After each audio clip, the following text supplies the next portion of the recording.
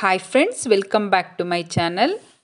ನಾವಿವತ್ತು ಹುರುಳಿಕಾಳನ್ನು ಉಪಯೋಗಿಸ್ಕೊಂಡು ಒಂದು ತಂಬಿಟ್ಟು ಮಾಡೋಣ. ರೆಗ್ಯುಲರ್ ಆಗಿ ನೀವು ಹೆಸರು ಕಾಳಲ್ಲಿ ಅಕ್ಕಿನಲ್ಲಿ ತಂಬಿಟ್ಟು ಮಾಡಿರ್ತೀರ.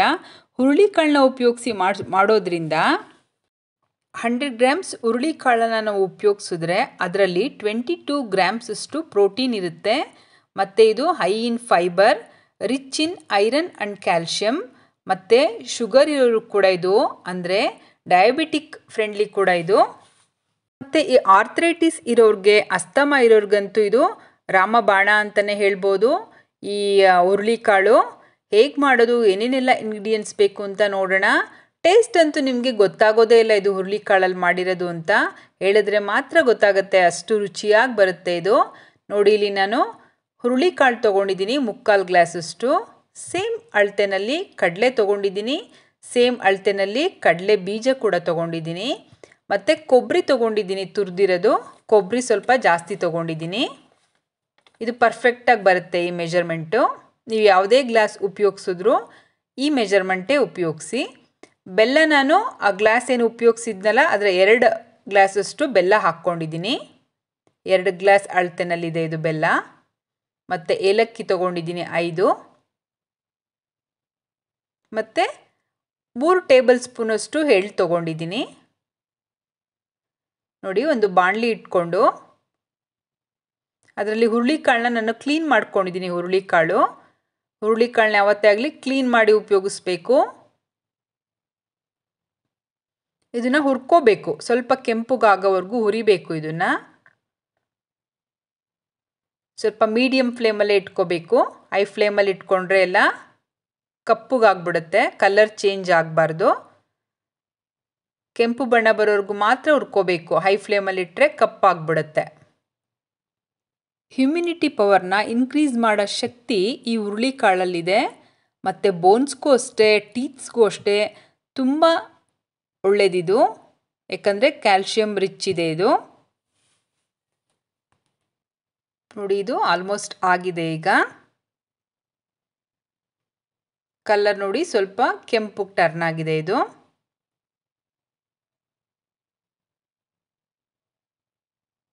ಇವಾಗ ಇದು ಸ್ವಲ್ಪ ತಣ್ಣಗಾದ್ಮೇಲೆ ನಾವು ಮಿಕ್ಸಿನಲ್ಲಿ ಜಸ್ಟ್ ಒಂದು 2 ರೌಂಡ್ ಇದನ್ನು ತರಿತರಿಯಾಗಿ ಪೌಡರ್ ಮಾಡ್ಕೋಬೇಕು.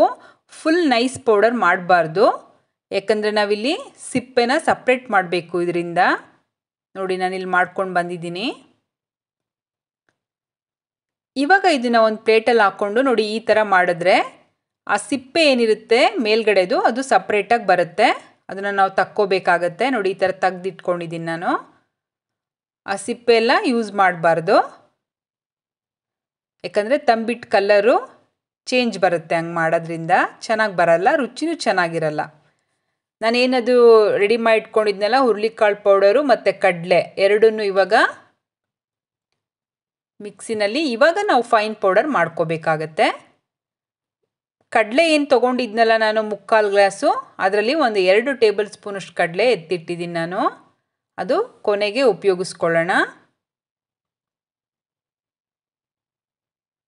ನೋಡಿ, ಏಲಕ್ಕಿ ಕೂಡ ಹಾಕಿ ಫೈನ್ ಪೌಡರ್ ಮಾಡ್ಕೊಳ್ಳೋಣ ಇದನ್ನೀಗ.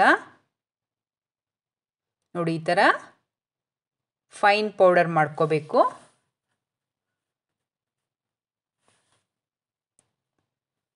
ನೋಡಿ, ಇಲ್ಲಿ ನಾನೊಂದು ದೊಡ್ಡ ಪಾತ್ರೆಗೆ ಅದನ್ನು ಹಾಕ್ಕೊತಾ ಇದ್ದೀನಿ. ಏನು ಪೌಡರ್ ಮಾಡಿ ಇಟ್ಕೊಂಡಿದ್ವಲ್ಲ ಅದನ್ನು ಶಿಫ್ಟ್ ಮಾಡ್ಕೊಳ್ಳೋಣ ಇದಕ್ಕೆ. ನೆಕ್ಸ್ಟು ನಾವಿಲ್ಲಿ ಒಂದು ಪ್ಯಾನ್ಗೆ ಕಡಲೆ ಬೀಜ ಹಾಕ್ಬಿಟ್ಟು ಫ್ರೈ ಮಾಡ್ಕೊಳ್ಳೋಣ. ನೋಡಿ, ಕಡಲೆ ಬೀಜ ಇದು ಕೂಡ ಸ್ವಲ್ಪ ಕೆಂಪುಗಾಗೋವರೆಗೂ ಫ್ರೈ ಮಾಡ್ಕೋಬೇಕಾಗತ್ತೆ. ಸಿಮ್ಮಲ್ಲಿ ಇಟ್ಬಿಟ್ಟು ಫ್ರೈ ಮಾಡಬೇಕು. ಐ ಫ್ಲೇಮಲ್ಲಿ ಇಟ್ಕೊಂಡ್ರೆ ಅದು ಮೇಲೆಲ್ಲ ಕಪ್ಪಾಗಿರುತ್ತೆ, ಒಳಗಡೆ ಕ್ಲೀನಾಗಿ ಫ್ರೈ ಆಗಿರಲ್ಲ, ಅದು ರೋಸ್ಟ್ ಆಗಿರಲ್ಲ. ಕಡಲೆ ಬೀಜನ ನಾವು ತರಿಯಾಗಿ ಪೌಡರ್ ಮಾಡ್ಕೋಬೇಕಾಗತ್ತೆ. ತುಂಬ ಫೈನ್ ಪೌಡರ್ ಮಾಡಬಾರ್ದು, ಯಾಕಂದರೆ ಆ ತಂಬಿಟ್ಟಲ್ಲಿ ಕಡಲೆ ಬೀಜ ಸಿಗಬೇಕು ಮತ್ತು ಕಾಣಬೇಕು. ನೋಡಿ, ಆ ಸಿಪ್ಪೆ ಕೂಡ ನಾನು ಈ ಥರ ಸಪ್ರೇಟ್ ಮಾಡ್ಕೊಂಡಿದ್ದೀನಿ. ಎಳ್ಳ ಕೂಡ ಫ್ರೈ ಮಾಡ್ಕೊಳ್ಳೋಣ. ಎಳ್ಳು ಕೂಡ ಫ್ರೈ ಆಗಿದೆ ಇಲ್ಲಿ. ನೆಕ್ಸ್ಟ್ ನಾನು ಒಂದು ಪ್ಯಾನ್ ಇಟ್ಕೊಂಡಿದ್ದೀನಿ. ಅದಕ್ಕೆ ನಾನು 3/4 ಗ್ಲಾಸಷ್ಟು ನಾನೇನು ಮೆಜರ್ಮೆಂಟ್ ತೊಗೊಂಡಿದ್ದೆ ಎಲ್ಲ ಹುರುಳಿಕಾಳು ಕಡಲೆ ಬೀಜ ಎಲ್ಲ ಸೇಮ್ ಗ್ಲಾಸಲ್ಲಿ 3/4 ಗ್ಲಾಸಷ್ಟು ನೀರು ಹಾಕ್ಕೊಂಡಿದ್ದೀನಿ. 2 ಗ್ಲಾಸಷ್ಟು ಬೆಲ್ಲ ಉಪಯೋಗಿಸಿದ್ದೀನಿ. ಬೆಲ್ಲ ಇಲ್ಲಿ ಜಸ್ಟ್ ಕರಗಬೇಕಷ್ಟೇ. ಕರಗಾದ್ಮೇಲೆ ಒಂದು 2 ನಿಮಿಷ ಕುದಿಸ್ಕೊಂಡ್ರೆ ಸಾಕಾಗತ್ತೆ. ಇದನ್ನು ಪಾಕ ಬರಬಾರ್ದು. ಇದು ಯಾವುದೇ ಕಾರಣಕ್ಕೂ ಪಾಕ ಬಂದರೆ ತಂಬಿಟ್ಟು ತುಂಬ ಗಟ್ಟಿ ಬಂದ್ಬಿಡುತ್ತೆ, ಮಾಡೋದಕ್ಕೆ ಕಷ್ಟ ಆಗುತ್ತೆ, ತಿನ್ನೋದಕ್ಕೂ ಚೆನ್ನಾಗಿರಲ್ಲ ಅದು. ನೋಡಿ ಇಲ್ಲಿ ಎಷ್ಟು ನೀರಾಗಿದೆ. ಇದು ಬೆಲ್ಲದ ವಾಟರ್, ಇದು ಬೆಲ್ಲದ ನೀರು. ಜಸ್ಟ್ ಕುದಿಬೇಕಷ್ಟೇ 2 ನಿಮಿಷ. ಅದನ್ನು ನಾನು ಫಿಲ್ಟ್ರ್ ಮಾಡ್ಕೊಂಡಿದ್ದೀನಿ ಈ ಥರ. ನೆಕ್ಸ್ಟು ಕಡಲೆ ಬೀಜ ಏನು ಪೌಡರ್ ಮಾಡಿಟ್ಕೊಂಡಿದ್ನಲ್ಲ ಅದು ಕೂಡ ಈ ಹುರುಳಿಕಾಳು ಮತ್ತು ಕಡಲೆ ಏಲಕ್ಕಿ ಎಲ್ಲ ಪೌಡರ್ ಮಾಡಿದ್ವಲ್ಲ ಅದಕ್ಕೆ ಮಿಕ್ಸ್ ಮಾಡ್ಕೊತಾ ಇದ್ದೀನಿ. ಮತ್ತು ಎಳ್ಳು ಕೂಡ ಹಾಕಿದ್ದೀನಿ, ಕೊಬ್ಬರಿ ಕೂಡ ಹಾಕ್ಕೊಂಡಿದ್ದೀನಿ. ಮತ್ತು ಕಡಲೆ ಏನು ಎತ್ತಿಟ್ಟಿದ್ವಲ್ಲ 2 ಟೇಬಲ್ ಸ್ಪೂನಷ್ಟು, ಆ ಕಡಲೆ ಕೂಡ ಹಾಕ್ಕೊಳ್ಳೋಣ. ಒಂದ್ಸರಿ ಮಿಕ್ಸ್ ಮಾಡೋಣ ಇದನ್ನೆಲ್ಲ.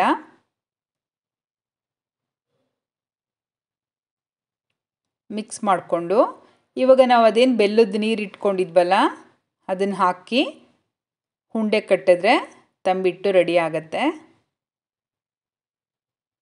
ಸ್ವಲ್ಪನೇ ಎಷ್ಟು ಬೇಕೋ ಅಷ್ಟು ನೋಡಿಕೊಂಡು ಮಾಡಬೇಕಾಗತ್ತೆ. ನೋಡಿ ಈ ಥರ ಸ್ವಲ್ಪನೇ ಹಾಕ್ಕೊಂಡು ಮಿಕ್ಸ್ ಮಾಡ್ಕೋಬೇಕಾಗತ್ತೆ. ಒಟ್ಟಿಗೆ ಜಾಸ್ತಿ ಹಾಕ್ಕೋಬೇಡಿ, ಯಾಕಂದರೆ ಎಷ್ಟು ಬೇಕಾಗತ್ತೆ ಅಂತ ನೋಡಿ ಹಾಕ್ಕೋಬೇಕಾಗತ್ತೆ ಇದು ಬೆಲ್ಲದ ನೀರನ್ನ. ಈ ಥರ ಕೈ ಉಪಯೋಗಿಸ್ಕೊಂಡು ನಿಮ್ಗೆ ಯಾವ ಸೈಜಲ್ಲಿ ಬೇಕೋ ಆ ಸೈಜಲ್ಲಿ ಈ ಥರ ಉಂಡೆ ಕಟ್ಕೊಳ್ಳಿ. ಸ್ವಲ್ಪ ಮಾಯಿಶ್ಚರಾಗೇ ಇರಬೇಕು ಇದು ತಂಬಿಟ್ಟು ಮಾಡಬೇಕಾದ್ರೆ. ಸ್ವಲ್ಪ ಮಾಯಿಶ್ಚರಾಗೇ ಇರಬೇಕು, ಮೆತ್ತಗಿರಬೇಕು. ಆಮೇಲೆ ಸ್ವಲ್ಪ ಹೊತ್ತಾದಮೇಲೆ ಅದು ಗಟ್ಟಿ ತಗೊಳುತ್ತೆ. ಮೊದಲೇ ನೀವು ಗಟ್ಟಿ ಮಾಡಿಬಿಟ್ರೆ ಆಮೇಲೆ ತುಂಬ ಒರಟು ಬಂದುಬಿಡುತ್ತೆ. ನೋಡಿ ಇದು ಪರ್ಫೆಕ್ಟಾಗಿ ಬಂದಿದೆ. ಎಷ್ಟು ಚೆನ್ನಾಗಿದೆ ನೋಡಿ ಹುರುಳಿಕಾಳ್ದು ತಂಬಿಟ್ಟು. ನೋಡೋದಕ್ಕೆ ಎಷ್ಟು ಚೆನ್ನಾಗಿದೆಯೋ, ರುಚಿ ಅಂತೂ ತುಂಬ ಚೆನ್ನಾಗಿ ಬರುತ್ತೆ. ಹೇಳಿದ್ರೆ ಮಾತ್ರ ಗೊತ್ತಾಗುತ್ತೆ ಇದು ಹುರುಳಿಕಾಳಲ್ಲಿ ಮಾಡಿರೋದಂತ. ಹೆಲ್ತಿಯಾಗಿರುವ ಮತ್ತು ಟೇಸ್ಟಿಯಾಗಿರುವ ಹುರುಳಿಕಾಳು ತಂಬಿಟ್ಟು ರೆಡಿ ಆಯಿತು.